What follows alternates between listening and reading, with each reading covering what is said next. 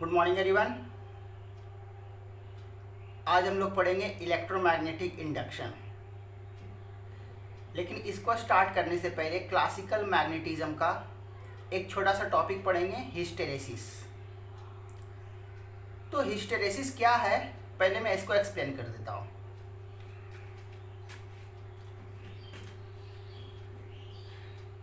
Suppose कोई solenoid है जिसमें करंट आई है, उसके अंदर मैं एक अनमैग्नेटाइज्ड मटेरियल डाल देता हूं। अनमैग्नेटाइज्ड मटेरियल करने का मतलब इसके अंदर net magnetic moment zero, corresponding intensity of magnetisation भी जीरो। ये अंदर में तब की बात नहीं है, जब ये बाहर है अनमैग्नेटाइज्ड मटेरियल, तो अंदर रखेंगे तो सिचुएशन चेंज करेगा। पहले से ये अनमैग्नेटाइज्ड है जिसका magnetic moment zero, corresponding intensity of magnetization zero.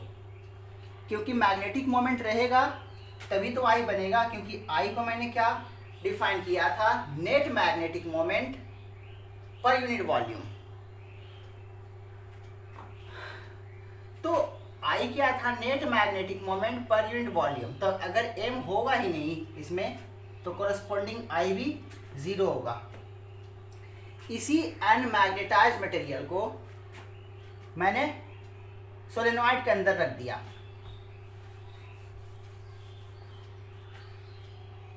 तो देखो, तो इस सोलेनॉइड के कारण जो करंट इस तरह से है,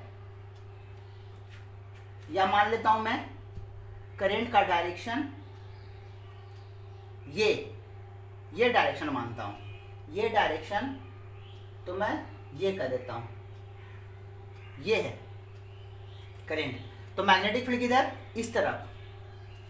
तो मैं कह सकता हूं कि इस डायरेक्शन में जो मैग्नेटिक फील्ड है उसी में रखा हुआ है ये अनमैग्नेटाइज्ड मटेरियल। इस मैग्नेटिक फील्ड का वैल्यू तुम जानते हो, म्यू नॉट एन आई होता है। लेकिन मैं इसको बी के टर्म में नहीं लिखना चाहता। Magnetising field intensity, external magnetic field के कॉरस्पॉन्डिंग हम लोग एक टर्म डिफाइन करते थे, magnetic field upon mu naught. तो यहां से क्या हो जाएगा, एन आई। तो हम मैग्नेटिक फील्ड यूज नहीं करेंगे, मैग्नेटाइजिंग फील्ड इंटेंसिटी के टर्म में बात करेंगे। तो कह सकते हैं कि ये अनमैग्नेटाइज्ड मटेरियल इस मैग्नेटाइजिंग फील्ड इंटेंसिटी में है। अब मैं करंट चेंज करूंगा तो कॉरस्पॉन्डिंग मैग्नेटाइजिंग फील्ड इंटेंसिटी भी चेंज करेगा। अब मैं इस मैग्नेटिक फील्ड में बोलो या मैग्नेटाइजिंग फील्ड इंटेंसिटी में ये अनमैग्नेटाइज्ड मटेरियल को रखूंगा, तो देखो तो ये मैग्नेटाइज होगा। सारा डाइपोल, इसके अंदर जो मैग्नेट के अंदर डाइपोल है वो ट्राई करेगा अलाइन होने का। तो अब किसी भी वॉल्यूम में अपने को नेट मैग्नेटिक मोमेंट मिलना शुरू हो जाएगा। अगर मैं करंट बढ़ाऊंगा तो कॉरस्पॉन्डिंग बी बढ़ेगा और बी के कॉरस्पॉन्डिंग एच बढ़ेगा।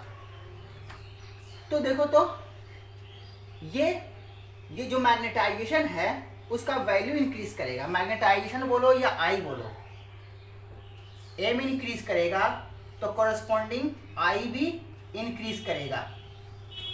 आई इंक्रीज करेगा तो ये एक सैचुरेशन स्टेट में पहुंच जाएगा। फॉर ए सर्टेन वैल्यू ये सैचुरेशन स्टेट में, सैचुरेशन स्टेट करने का मतलब सारा डाइपोल अलाइन हो गया, perfect alignment.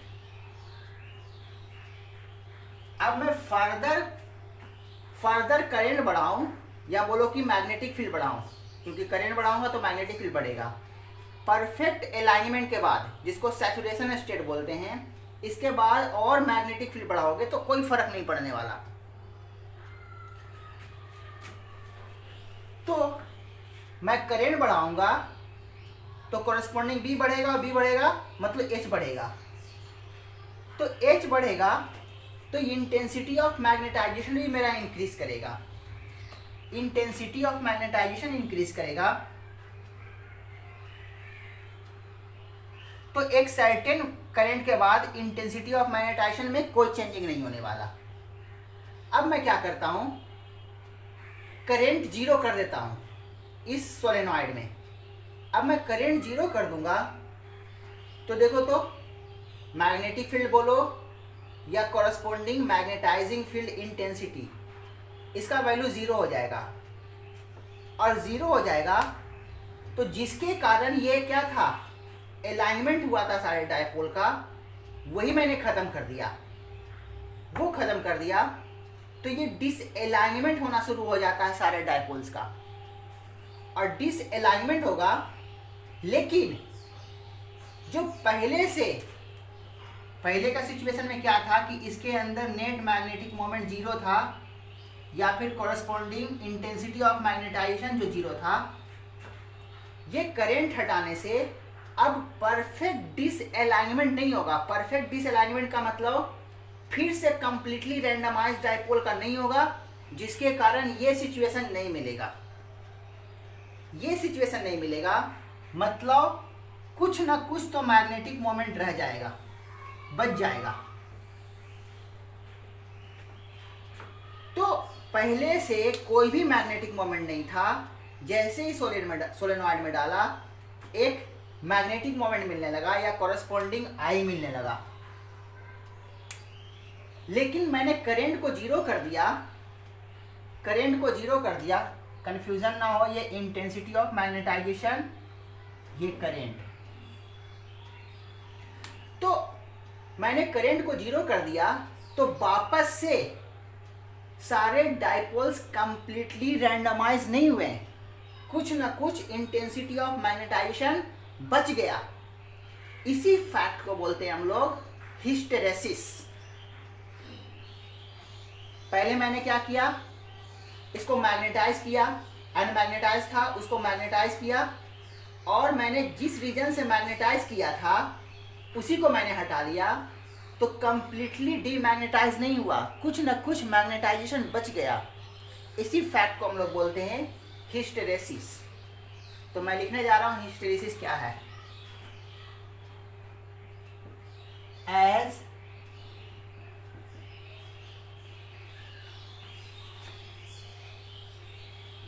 Magnetising field intensity,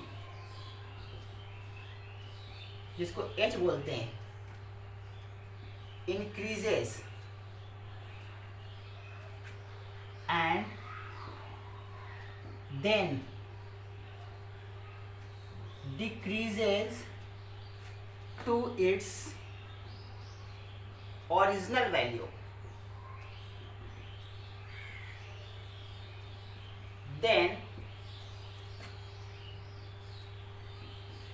it does not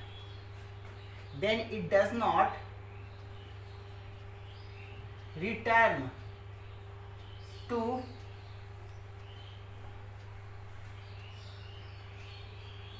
its original value.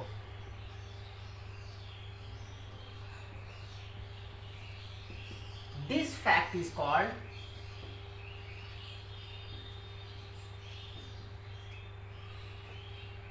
Hysteresis.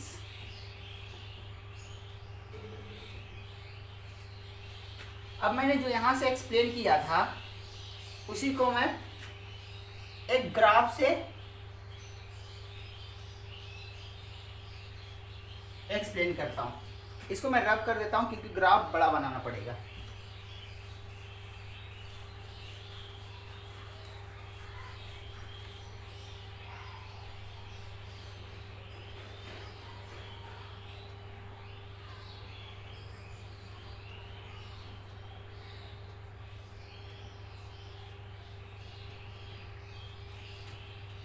ये जिसके कारण मैं मैग्नेटाइज कर रहा हूं, तो कितना इंटेंसिटी ऑफ मैग्नेटाइजेशन मिल रहा है मटेरियल के अंदर,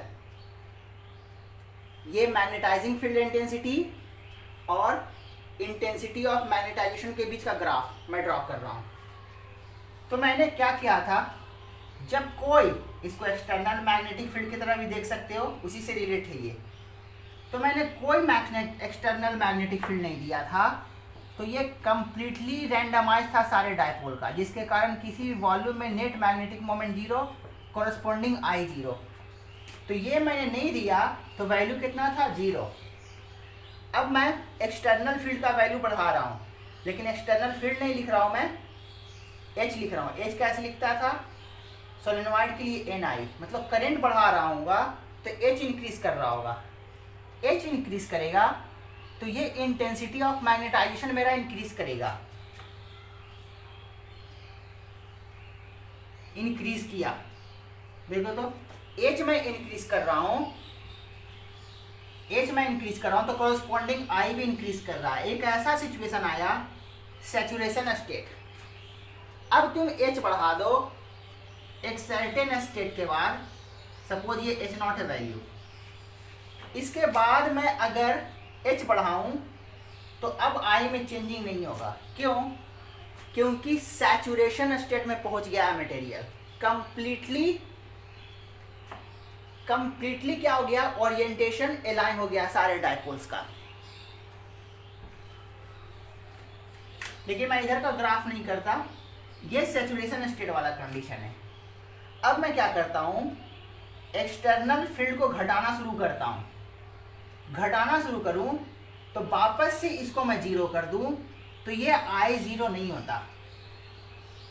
वही मैंने एक्सप्लेन किया था कि मैं अब एच को कम करना शुरू करता हूं तो क्या दिखता है अपने को कि आई जीरो नहीं हुआ, मतलब सारे डायपोल का कंप्लीटली रैंडमाइजेशन नहीं हो पाया, कुछ ना कुछ इंटेंसिटी ऑफ मैग्नेटाइजेशन बच गया। अब मैं चाहता हूं कि कंप्लीटली मैं रैंडमाइज करना चाहता हूं, मतलब मैं आई को जीरो बनाना चाहता हूं। तो जो मैंने करंट दिया था, मान लो कि मैग्नेटिक फील्ड मटेरियल के अंदर मैग्नेटिक फील्ड इधर था, इस करंट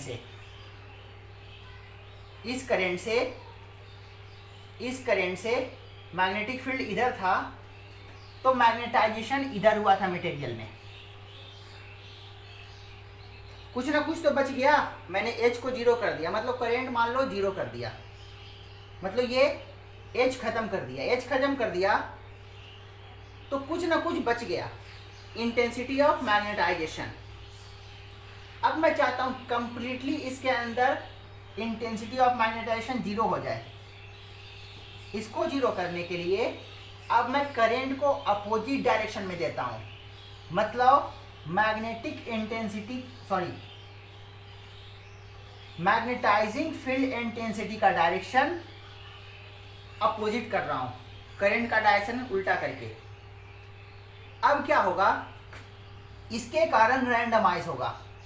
तो देखो, तो एच को मैं जब निगेटिव करूंगा, अपोजिट डायरेक्शन करने का मतलब एच को निगेटिव कर दिया, एच को निगेटिव करूंगा तो रैंडमाइजेशन बढ़ता जाएगा, बढ़ते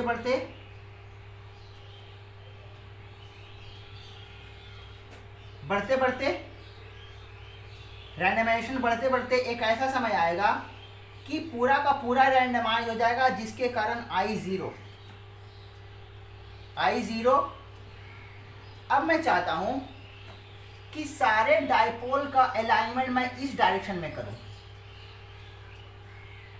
सर्टेन वैल्यू तक बढ़ाने पर, सर्टेन वैल्यू को एस तक इंक्रीज करने पर कंप्लीटली रैंडमाइज आई जीरो।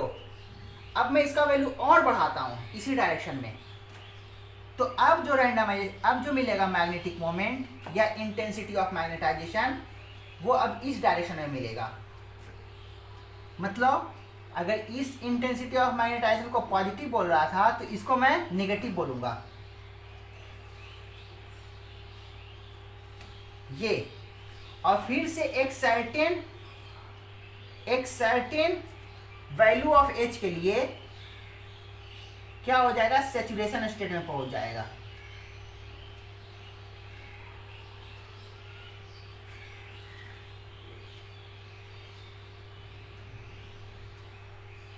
अब मैं फिर से चाहता हूं कि फिर से कंप्लीटली रैंडमाइज करूं, तो अब अपने को क्या करना पड़ेगा, इसका वैल्यू मैं पहले घटाऊंगा, इसका वैल्यू मैं पहले घटाऊंगा। घटाने का मतलब मैं इधर जाता हूं और घटाते घटाते जीरो कर दूंगा, घटाते घटाते जीरो कर दिया, एच का वैल्यू जीरो कर दिया। फिर से मान लो कि सपोज करंट मैंने जीरो कर दिया कम करते करते, तो फिर से कंप्लीट ये रैंडमाइज नहीं हुआ, कुछ ना कुछ इंटेंसिटी ऑफ मैग्नेटाइजेशन इस डायरेक्शन में बच गया। तो देखो तो कुछ नेगेटिव बचा, क्योंकि इधर वाला इंटेंसिटी ऑफ मैग्नेटाइजेशन पॉजिटिव, तो इधर वाला इंटेंसिटी ऑफ मैग्नेटाइजेशन नेगेटिव।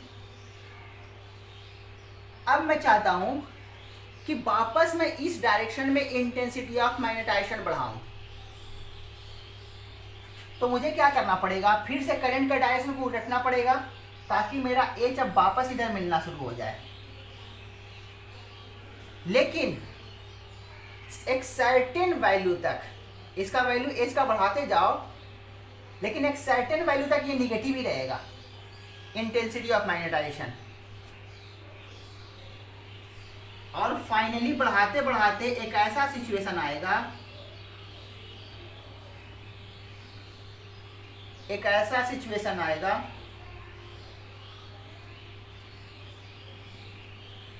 कि एच बढ़ाते बढ़ाते एक ऐसा सिचुएशन आएगा कि आई जीरो कंप्लीटली रैंडमाइज, और मैं बढ़ाऊंगा एच को तो वापस अपने सैचुरेशन स्टेट तक। ये सिचुएशन, ये एक कंप्लीट साइकिल हुआ, इसे ही हम लोग बोलते हैं हिस्टेरेसिस लूप, जो कि किसके किसके बीच का ग्राफ है, एच वर्सेस आई के ग्राफ। मैं इसको बोलूंगा हिस्टेरेसिस लूप।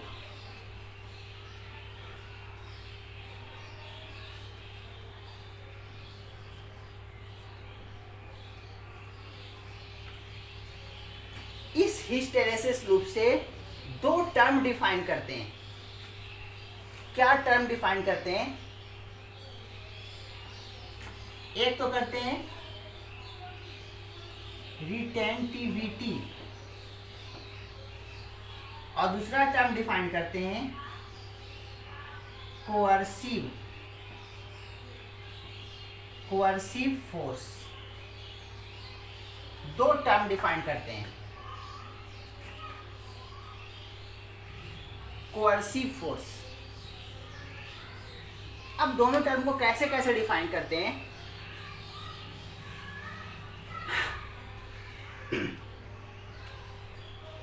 जब मैं h को जीरो कर दिया, पहले तो मैंने h को बढ़ाया तो सैचुरेशन स्टेट तक गया इंटेंसिटी ऑफ मैग्नेटाइजेशन, इससे ज़्यादा आई हो नहीं सकता। अब मैंने वापस I को जीरो कर दिया, सॉरी वापस h को, h का वैल्यू यहाँ पर क्या हो गया, वापस जीरो हो गया। h को कम किया तो देखो तो कुछ ना कुछ वैल्यू I का बच गया। The remaining value of I,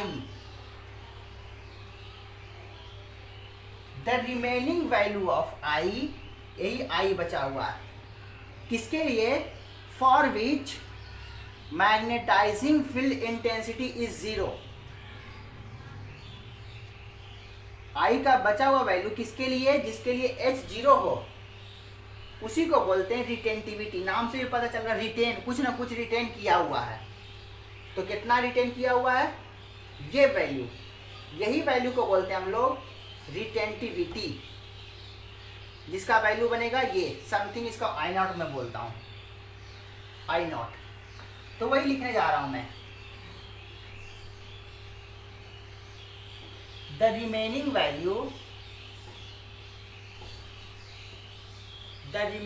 value of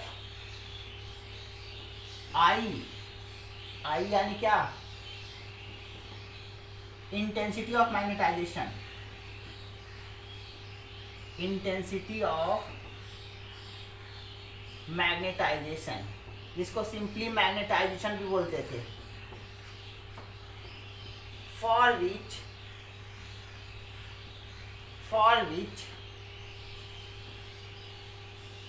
magnetising field intensity magnetising field intensity is 0। Magnetising field intensity is 0। यहाँ पर रिटेंटिविटी का वैल्यू कितना, आई नॉट। कोअर्सिव फोर्स क्या है, ये देखो तो कुछ ना कुछ बच गया था इंटेंसिटी ऑफ मैग्नेटाइजेशन।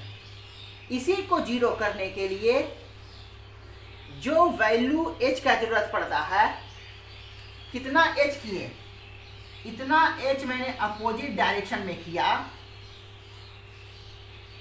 तभी इसका वैल्यू इंटेंसिटी ऑफ मैग्नेटाइजेशन 0 हुआ। तो इसको जीरो करने के लिए जिस वैल्यू की जरूरत पड़ता है उसी को हम लोग बोलते हैं कोअर्सिव फोर्स। तो यही मैं लिखने जा रहा हूं,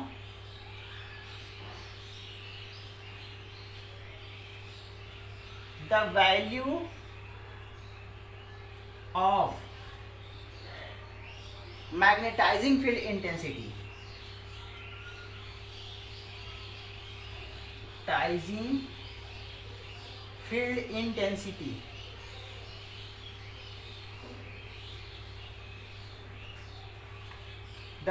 the value of magnetizing field intensity needed to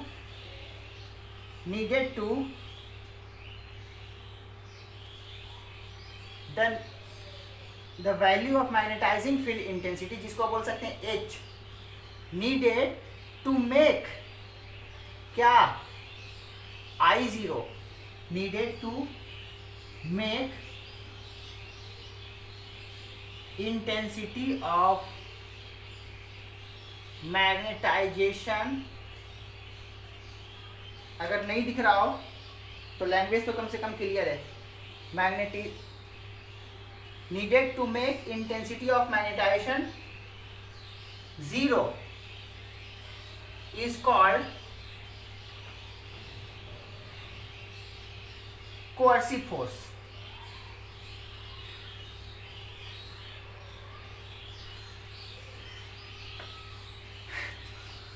तो इसमें ये दो टर्म बहुत ही इंपॉर्टेंट है हिस्टेरेसिस में, retentivity and coercive force.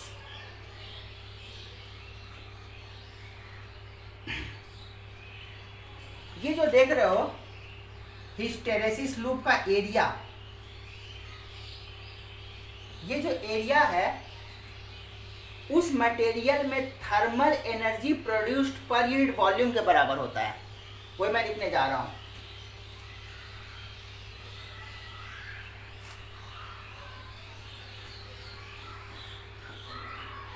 The area of hysteresis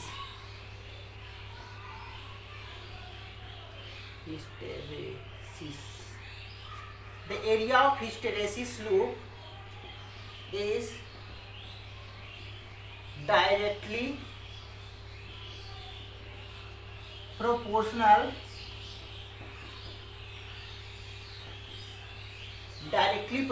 to thermal energy produced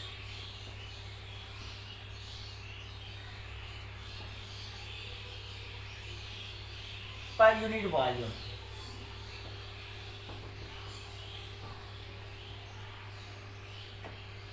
material में the area of hysteresis loop is directly proportional to thermal energy produced per unit volume in the material.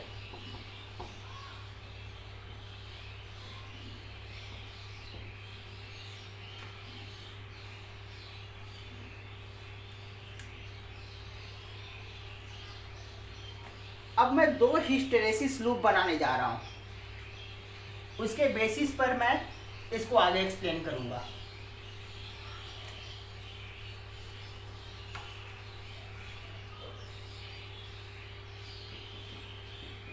hysteresis loop for steel and soft iron.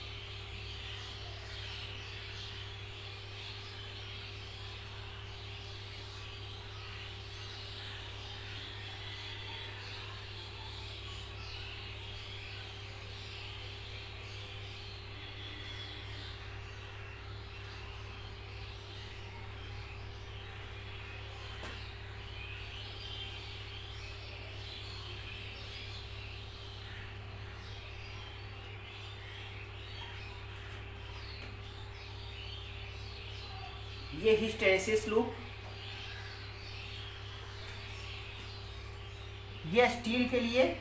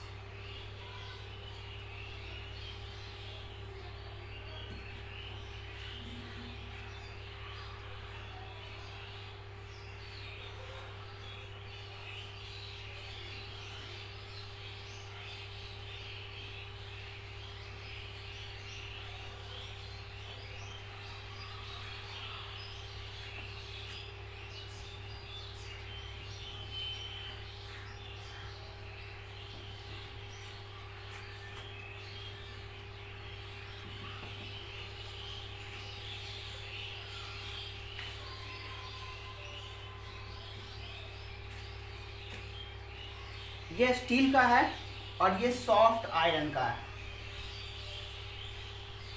यहां से क्या distinguish हो रहा है दोनों में, और यहां से क्या एक्सप्लेन करने वाले हम लोग। सबसे पहले तो अभी जस्ट एक्सप्लेन किया कि area of hysteresis loop is directly proportional to thermal energy per unit volume, thermal energy per unit volume. Unit volume में देखो तो यहां पर एरिया ज्यादा है और यहां हिस्टेरेसिस लूप का एरिया कम है। इसका मतलब है कि पर यूनिट वॉल्यूम जो मटेरियल का है, इस मटेरियल से जो एनर्जी लॉस होगा वो स्टील के लिए ज़्यादा होगा, सॉफ्ट आयरन के लिए कम होगा, क्योंकि इसका एरिया ज़्यादा बनता है, इसका एरिया कम होता है। तो मैं कह सकता हूँ कि कहीं पर मैं यूज़ कर रहा हूँ स्टील और सॉफ्ट आयरन, तो मुझे स्टील वाले केस में ज़्यादा एनर्जी लॉस होगा, सॉफ्ट आयरन में एनर्जी का लॉस कम होने जा रहा है। अब कहाँ कहाँ ये यूज़ करते हैं उसको आगे मैं एक्सप्लेन करूँगा। अभी बस इतना अपने को समझ में आ रहा है कि एरिया ज़्यादा है, मतलब इसमें एनर्जी का लॉस ज़्यादा है, इसमें एनर्जी का लॉस कम है। अभी बस इतना जानते हैं। दूसरा पॉइंट ये देखो कि इसको मैग्नेटाइज करने के लिए, स्टील को मैग्नेटाइज करने के लिए अपने को ज़्यादा मैग्नेटाइजिंग फील्ड इंटेंसिटी की ज़रूरत है, और सॉफ्ट आयरन को मैग्नेटाइज करने के लिए कम इंटेंसिटी ऑफ मैग्नेटाइजेशन की जरूरत है, मतलब इसको मैं बहुत ही इजीली मैग्नेटाइज कर सकता हूं। कम इंटेंसिटी ऑफ मैग्नेटाइजेशन की जरूरत है, इसमें ज्यादा intensity of magnetising field intensity, कम मैग्नेटाइजिंग फील्ड इंटेंसिटी की जरूरत है, ज्यादा मैग्नेटाइजिंग फील्ड इंटेंसिटी की जरूरत है स्टील के केस में। मतलब सॉफ्ट आयरन कोर को बहुत ही इजीली हम मैग्नेटाइज कर सकते हैं। अब रहा बात, हम चाहते हैं कि जब हम चाहें तो ये मैग्नेटाइज हो जाए और जब चाहें तो कंप्लीटली डीमैग्नेटाइज भी हो जाए। तो देखो, तो जैसे ही मैं H को 0 करता हूं, इसमें इंटेंसिटी ऑफ मैग्नेटाइजेशन बहुत कम बचता है, होता है लेकिन बहुत ही कम बचता है, बहुत कम वैल्यू। इसका मतलब है कि कंप्लीटली ये डीमैग्नेटाइज हो जाएगा, तो अनमैग्नेटाइज मटेरियल की तरह बिहेव करेगा सॉफ्ट आयरन। लेकिन स्टील में क्या होगा कि मैं अगर H हटा लूं तो कुछ ना कुछ मैग्नेटाइजेशन, देखो इंटेंसिटी ऑफ मैग्नेटाइजेशन बच गया, मतलब कंप्लीटली डीमैग्नेटाइज नहीं हुआ।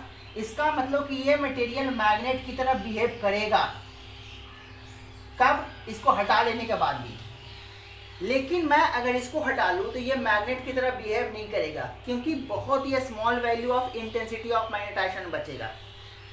तो मैं चाहता हूं कि अपने ज़रूरत के हिसाब से जब मुझे ज़रूरत हो मैं मैग्नेट बना लूं और जब ज़रूरत हो कंप्लीटली डीमैग्नेटाइज कर लूं, तो मैं सॉफ्ट आयरन यूज़ करूंगा। और अगर मुझे परमानेंट मैग्नेट बनाना है तो मैं क्या करूंगा? स्टील यूज़ करूंगा। इसीलिए कहा जाता है permanent magnet is made from steel, या steel is used for making permanent magnet. तो यहां से हम लोग लिख लेंगे steel is used for making permanent magnet. क्यों ऐसा हो रहा है? ड्यू टू हाई रिटेंटिविटी, ज्यादा रिटेंटिविटी इसका बच रहा है। रिटेंटिविटी बचने का मतलब ये कंप्लीटली डीमैग्नेटाइज नहीं हुआ, मतलब कुछ ना कुछ मैग्नेटाइजेशन बच गया, तो मैग्नेट की तरह बिहेव करेगा। ड्यू टू हाई रिटेंटिविटी, ये बहुत अच्छे से आना चाहिए। सब ऑब्जेक्टिव में कोई भी पॉइंट तुमसे पूछ लेगा, कोई भी पॉइंट, एक एक लाइन का पॉइंट पूछ सकता है, क्योंकि ये पूरा चैप्टर ही थ्योरेटिकल है। अब वापस यहां आ जाते हैं, इलेक्ट्रोमैग्नेट, शायद नाम तुमने सुना होगा।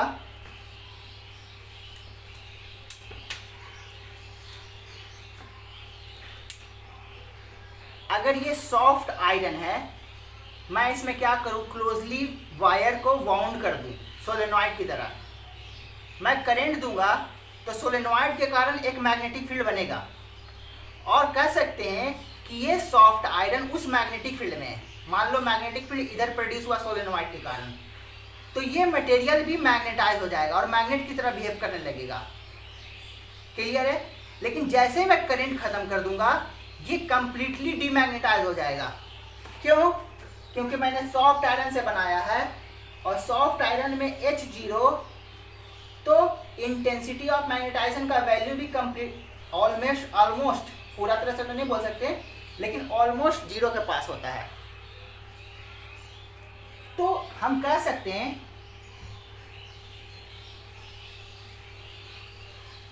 Electromagnets are made from soft iron. Electromagnet are formed from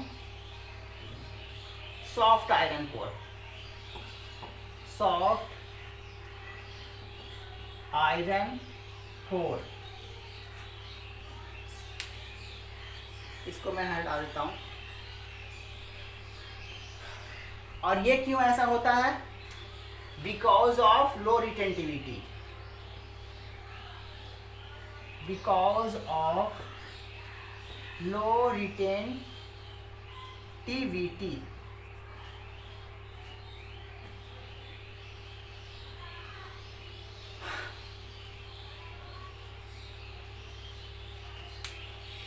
तो क्या होता है, यहां से ये भी देखो, सॉफ्ट आयरन कोर का लो रिटेंटिविटी भी होता है और लो कोअर्सिव फोर्स भी होता है।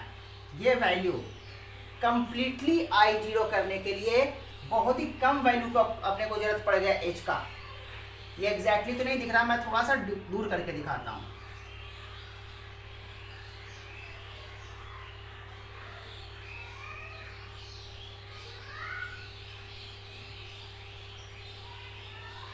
तो देखो ये वैल्यू बन रहा है अपना, ये कोअर्सिव फोर्स। तो सॉफ्ट आयरन का लो रिटेंटिविटी और लो कोअर्सिव फोर्स होता है। ये क्वेश्चन भी ऑब्जेक्टिव में पूछता है, सॉफ्ट आयरन का लो रिटेंटिविटी और लो कोअर्सिव फोर्स होता है, और स्टील का हाई रिटेंटिविटी और हाई कोअर्सिव फोर्स होता है। तो ये भी ऑब्जेक्टिव में अपना एक पॉइंट है जो तुमसे पूछ सकता है। सॉफ्ट आयरन का लो रिटेंटिविटी, लो कोअर्सिव फोर्स, स्टील का high retentivity, high coercive force.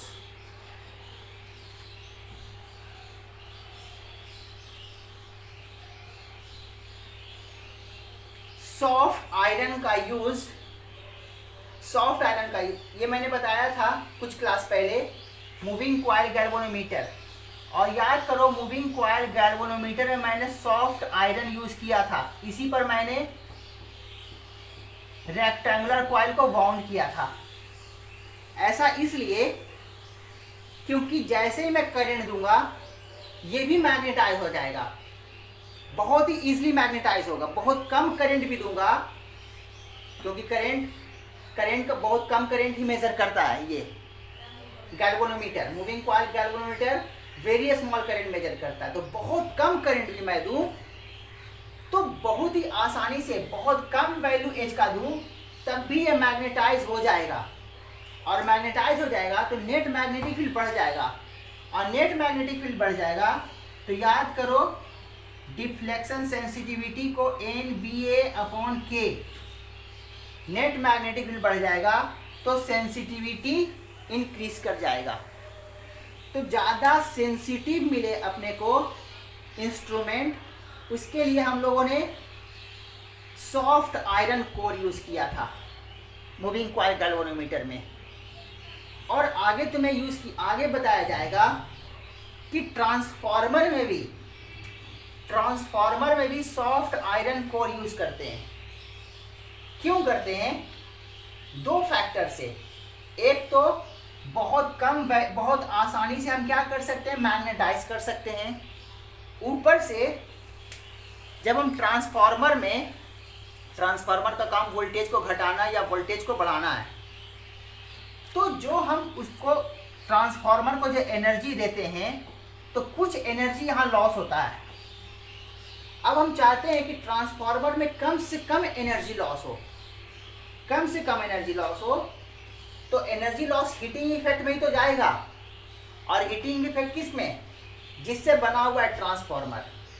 इसीलिए ट्रांसफार्मर में हम स्टील नहीं यूज करके सॉफ्ट आयरन यूज करते हैं, क्योंकि अभी बताया था कि जो एनर्जी लॉस पर यूनिट वॉल्यूम होता है वो हिस्टेरेसिस लूप के एरिया के प्रोपोर्शनल होता है। तो सॉफ्ट आयरन में एरिया कम तो एनर्जी का लॉस कम, स्टील में एरिया ज़्यादा तो एनर्जी का लॉस ज़्यादा। तो एनर्जी का लॉस कम होता है, और बहुत ही इजीली मैग्नेटाइज होने के कारण हम लोग ट्रांसफार्मर में भी सॉफ्ट आयरन यूज करते हैं। तो यहाँ पर मैं यूज बताने जा रहा हूँ सॉफ्ट आयरन का। In moving coil galvanometer and transformer, soft iron core is used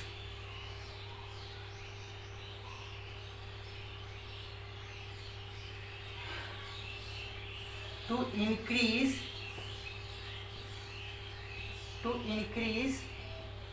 the magnetic field.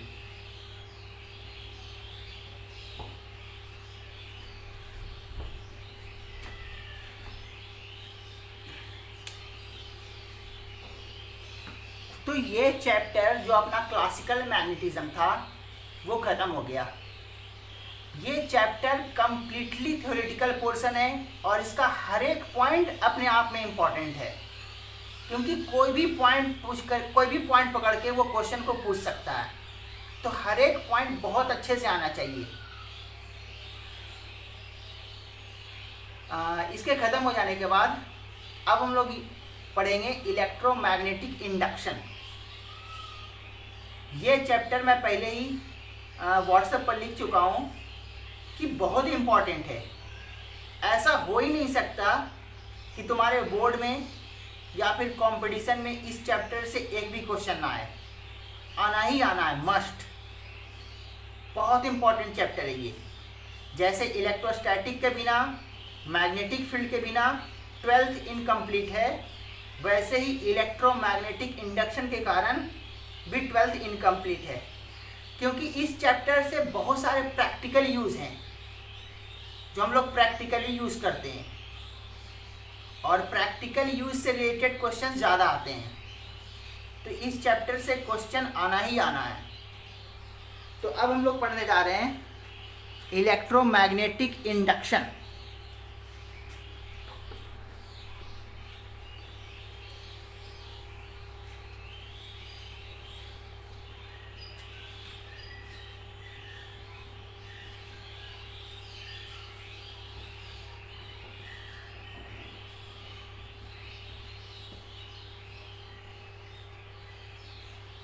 अच्छा, क्लासिकल मैग्नेटिज्म के तुम एससी बनवा के कम से कम, क्योंकि सारे पोर्शन थ्योरेटिकल हैं, तो एससी बनवा के ऑब्जेक्टिव 1 और ऑब्जेक्टिव 2 बहुत अच्छे से देख लेना, ताकि तुम्हारा कॉन्फिडेंस बढ़ जाए इस चैप्टर पर।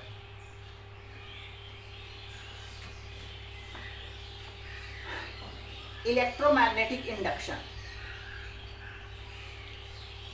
इलेक्ट्रोमैग्नेटिक इंडक्शन में सबसे पहले हम लोग पढ़ेंगे इलेक्ट्रोमैग्नेटिक इंडक्शन में सबसे पहले हम लोग पढ़ेंगे मैग्नेटिक फ्लक्स के बारे में।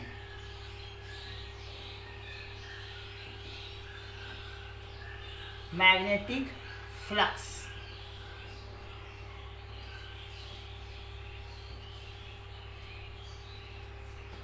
तो मैग्नेटिक फ्लक्स क्या है?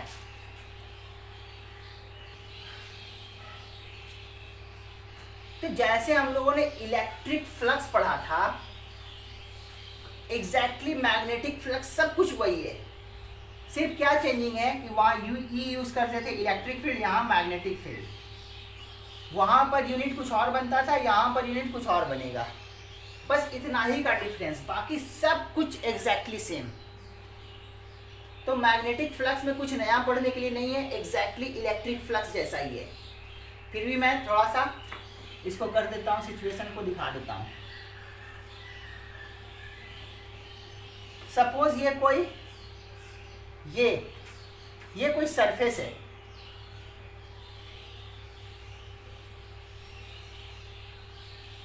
सरफेस एस, ये सरफेस है। इस सरफेस से मैग्नेटिक फील्ड लाइंस पास कर रहा है।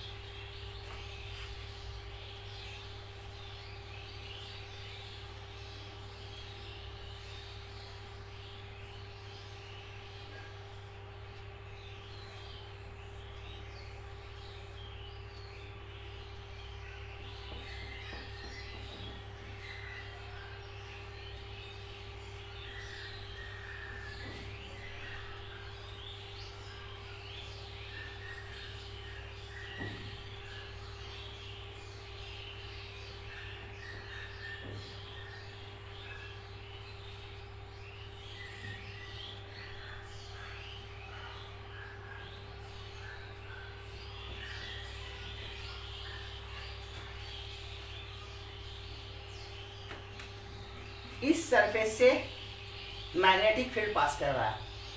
तो हर जगह मैग्नेटिक फील्ड अलग अलग है। तो मैं मान लेता हूँ कि किसी पर्टिकुलर पोजीशन पर यहाँ पर magnetic field along the tangent, जिसको मैं बी बोल रहा हूँ, और यहाँ पर के एरिया को मैं ds बोल रहा हूँ, और उसका डायरेक्शन किधर है, इस तरफ है, और दोनों के बीच का एंगल थीटा। तो इस छोटे से सरफेस का मैं मैग्नेटिक फ्लक्स लिखूंगा। तो कैसे लिखूंगा, जैसे electric flux E dot ds होता था, वैसे ही magnetic flux B dot ds। तो डी फाई क्या है, D सबस्क्रिप्ट लगा देता हूँ, लगाना जरूरी नहीं क्योंकि यहाँ पर मैग्नेटिक का ही बात कर रहे हैं। तो ये क्या बोलूँगा, magnetic flux through surface area ds। तो ये कैसे आएगा, B dot ds dot product of magnetic field and area vector, जैसे इलेक्ट्रिक फ्लक्स किया था। अगर पूरे सरफेस से चाहिए तो इसी को मैं इंटीग्रेट कर दूंगा। तो क्या बोलूंगा, फॉर सरफेस S टोटल कितना हो जाएगा, B डॉट ds का integration over the surface S।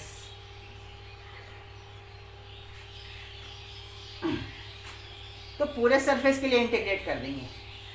अभी गिवन सिचुएशन के लिए हम लोग मैग्नेटिक फ्लक्स नहीं फाइंड कर सकते। क्यों नहीं फाइंड कर सकते, क्योंकि हर जगह का वैल्यू, मैग्नेटिक फील्ड का मैग्नीट्यूड भी अलग अलग, हर जगह के लिए थीटा भी अलग अलग, ds तो वेरिएबल है ही। तो यहाँ पर कितने वेरिएबल, अगर मैं इसको डॉट को रिजॉल्व कर दूँ तो b ds cos theta, theta अलग अलग, ds वेरिएबल, b वेरिएबल, क्या तीन वेरिएबल पर इंटीग्रेशन कर पाएंगे, नहीं कर पाएंगे। इसलिए इस सिचुएशन के लिए तो नहीं फाइंड कर सकते हम लोग।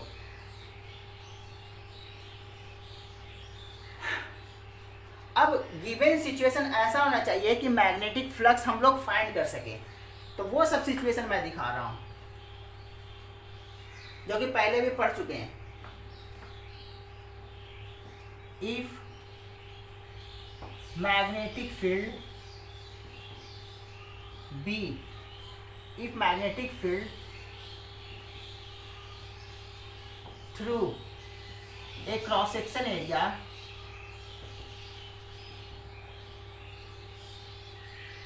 S is B, then magnetic flux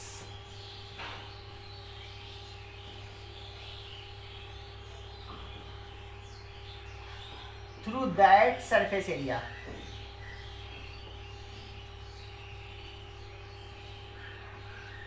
is B dot S। याद करो, electric flux E dot S, B dot S। अब इसी को क्या करेंगे, डॉट प्रोडक्ट रिजॉल्व कर लेंगे। तो कितना हो जाएगा, BS cos थीटा, जहां थीटा क्या है, angle between B vector and area vector. अब ये पता है तुम्हें कि मान लो मैं यही कहूं, यही मेरा एरिया है और ये मैग्नेटिक फील्ड है, ये मैग्नेटिक फील्ड। तो एरिया वेक्टर या तो ये हो सरफेस के परपेंडिकुलर, या ये होना चाहिए सरफेस के परपेंडिकुलर।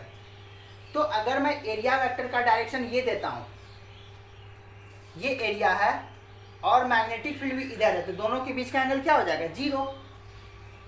तो इससे मैग्नेटिक फ्लक्स मिलेगा।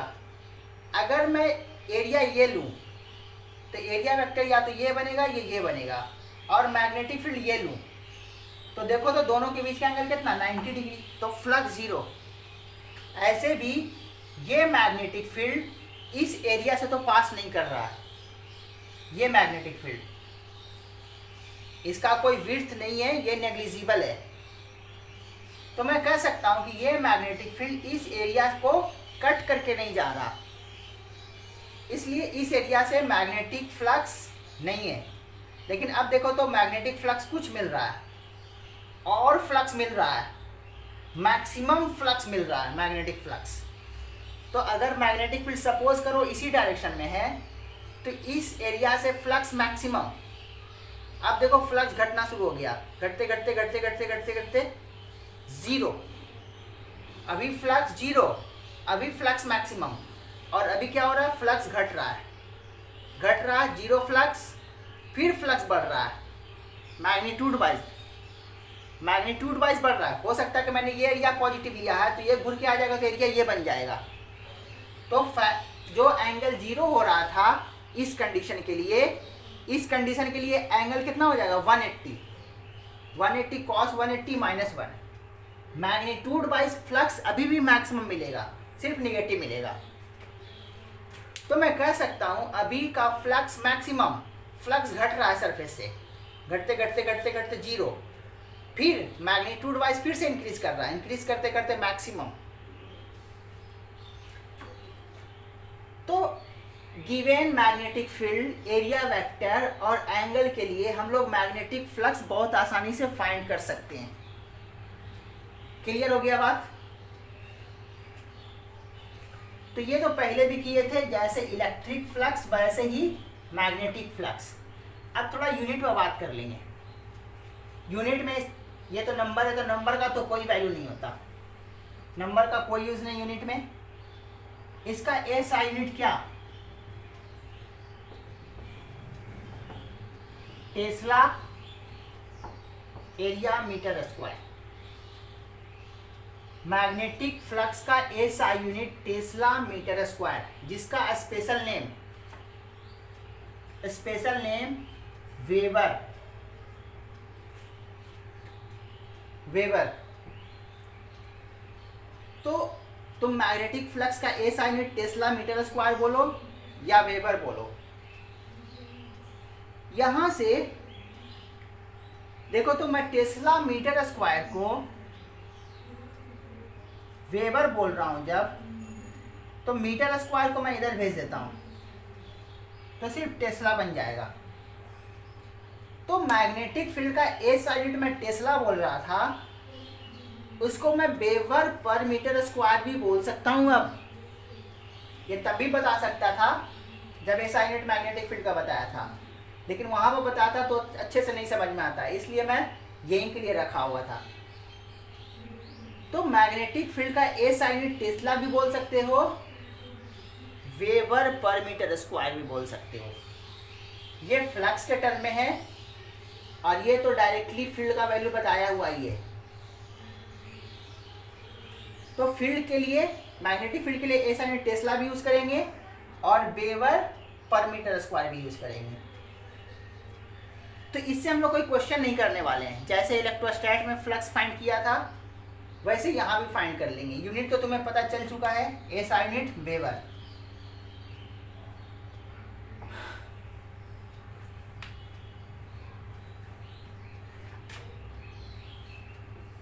अगर एरिया वेक्टर ये है और मैग्नेटिक फील्ड भी इधर है, एरिया को मैं एस लेता हूं, तो एंगल जीरो है, तो मैग्नेटिक फ्लक्स क्या हो जाएगा, बी एस। अब ये जो मैग्नेटिक फील्ड इधर लिया था, वो मैग्नेटिक फील्ड मैं इधर ले लेता हूं, तो एंगल कितना हो जाएगा, 180 cos 180 minus 1। Magnetic flux negative, magnetic field मैं ये ले लेता हूं ऊपर की तरफ या नीचे की तरफ ले लो, तो क्या हो जाएगा, angle 90 degree, cos 90 zero, magnetic flux zero. कुछ एंगल रहे, मान लो मैग्नेटिक फील्ड ये रहे, तो एरिया कुछ थीटा रहे, तो इसके लिए तो तुम जानते हो B S cos theta. Clear हो गया बात? तो मैग्नेटिक फ्लक्स कभी भी फाइंड करना हो, मैग्नेटिक फील्ड, एरिया वेक्टर, दोनों के बीच का एंगल के कोरस्पॉन्डिंग कॉस।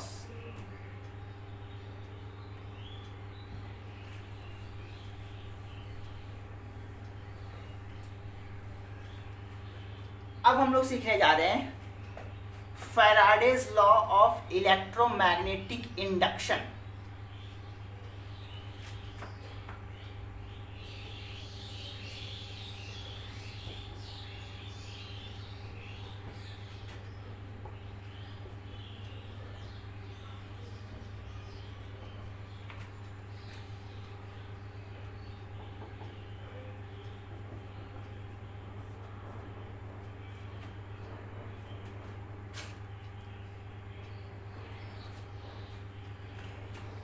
इसके बारे में पहले मैं एक्सप्लेन करता हूं है क्या।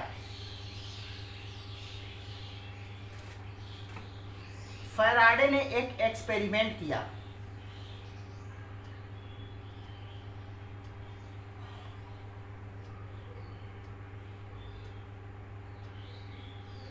ये बाहर वाला पोर्शन को रिप्रेजेंट कर रहा हूं मैं बोल्ड लाइन से।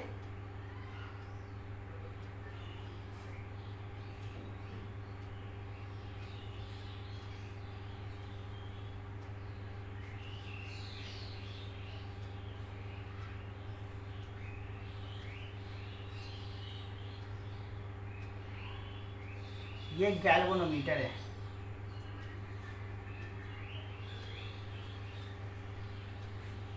और ये एक कंडक्टिंग लूप है।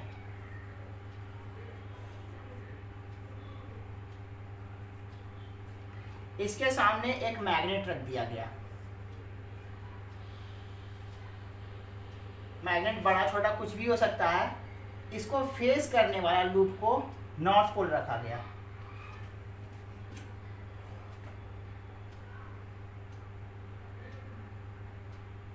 अब होगा क्या, मैग्नेट रखा गया तो इससे मैग्नेटिक फील्ड लाइंस ओरिजिनेट करेगा।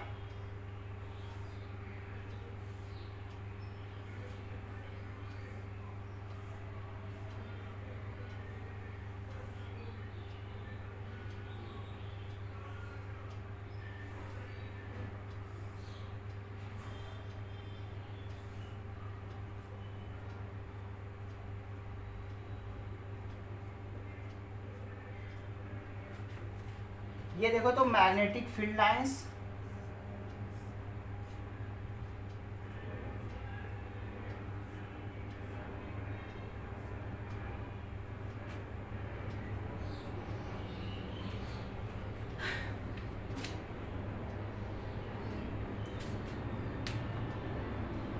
ये मैग्नेटिक फील्ड लाइंस ओरिजिनेट किया।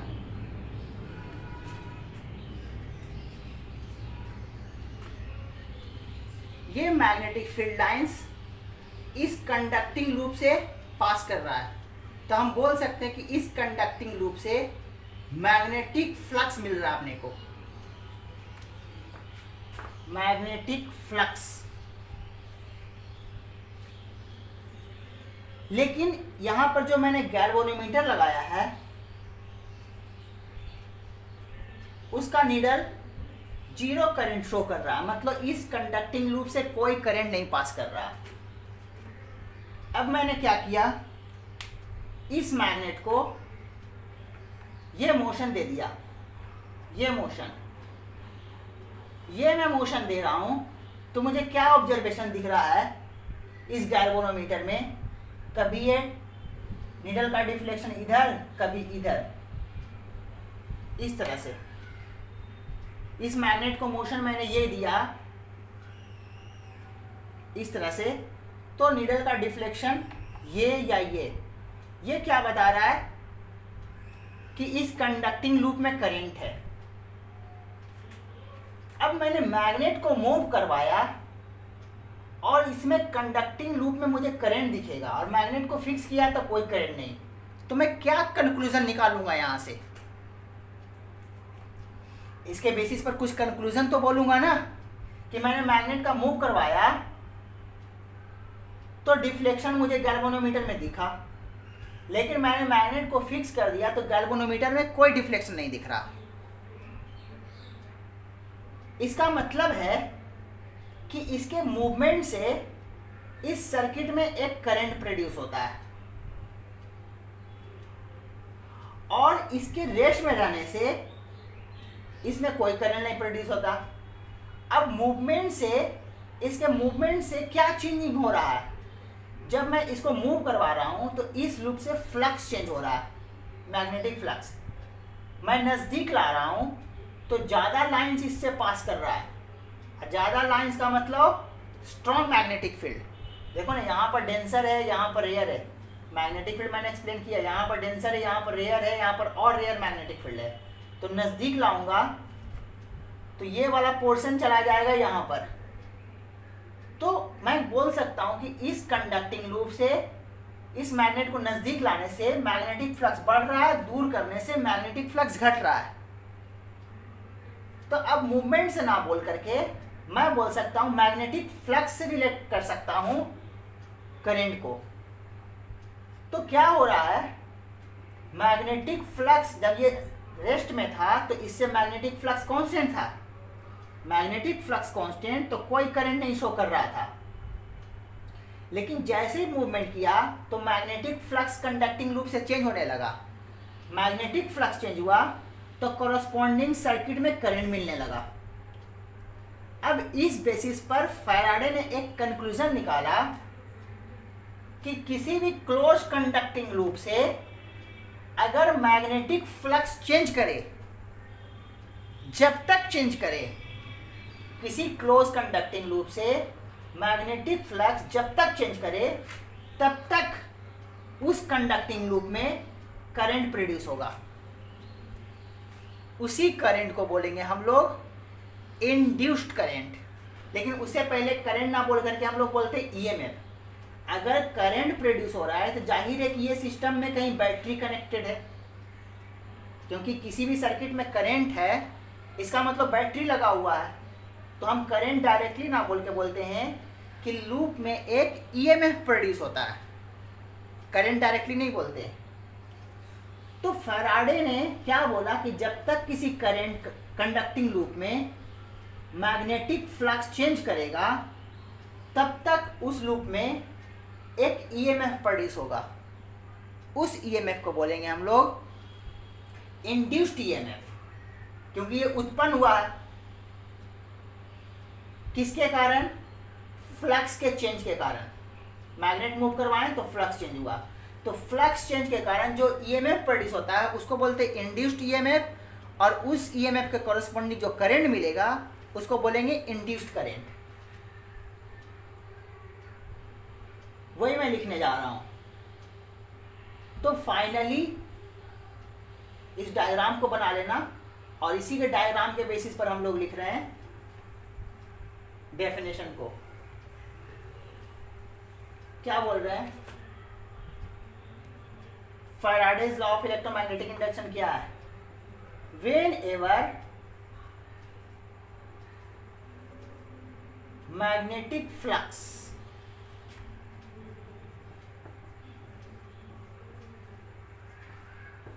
through a closed conducting loop changes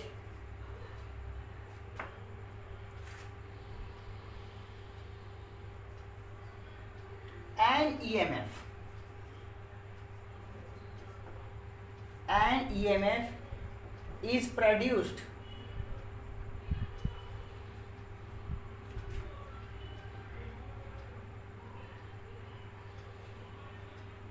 EMF produces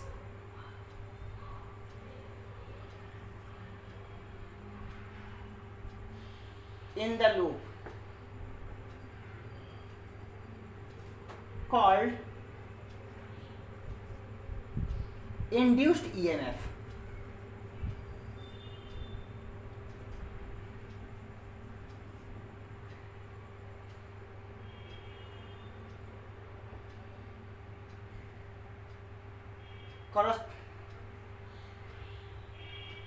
The current in the loop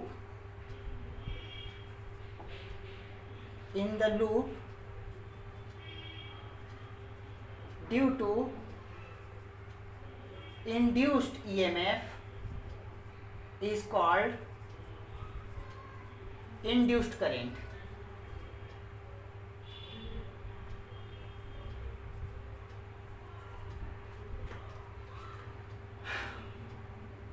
ये हो गया डेफिनेशन इंड्यूस्ड ईएमएफ का, कैसे इंड्यूस्ड ईएमएफ हुआ।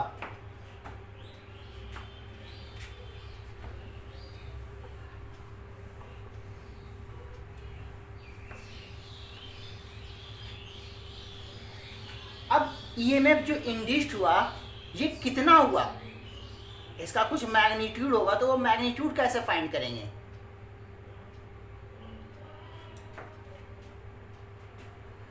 तो जो ईएमएफ होता है इंड्यूस्ड ईएमएफ का वैल्यू, वो rate of change of flux, magnetic flux dB upon dt। Rate मतलब कितना तेजी से पर सेकंड जो मैग्नेटिक फ्लक्स चेंज कर रहे हैं, इसका मतलब क्या है, magnetic flux per unit time change हो रहा है। अब पर सेकंड में जितना ज्यादा मैग्नेटिक फ्लक्स चेंज करूंगा उतना ज्यादा ईएमएफ प्रोड्यूस होगा। तो इंड्यूस्ड ईएमएफ को कैसे डिफाइन करते हैं, the rate of change of magnetic flux.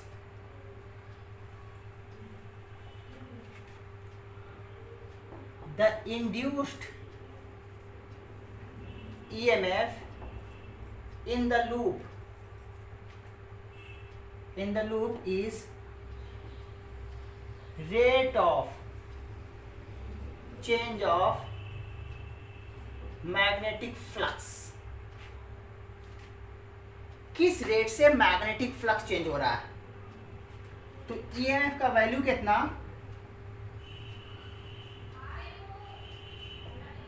d∅dt। यहां पर मैं माइनस साइन लगाते हैं हम लोग, माइनस साइन इसलिए ताकि ईएमएफ का कुछ डायरेक्शन होगा जिसके कारण करंट सर्किट में क्लॉकवाइज बह रहा है, एंटी क्लॉकवाइज बह रहा है, उस डायरेक्शन को देखने के लिए हम लोग ये नेगेटिव साइन लगाते हैं। लेकिन अगर मैग्नीट्यूड मान लो कि डायरेक्शन जहां पर नहीं देखना हो वहां पर हम लोग मैग्नीट्यूड ही यूज करेंगे। ये बात क्लियर हो गया।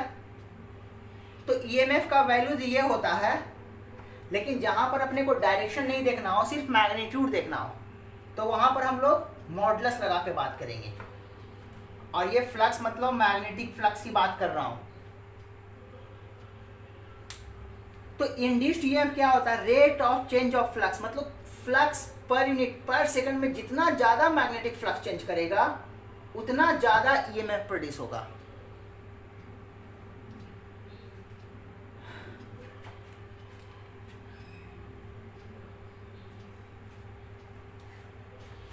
आज के लिए इतना ही करते हैं, नेक्स्ट क्लास में आगे बढ़ाएंगे।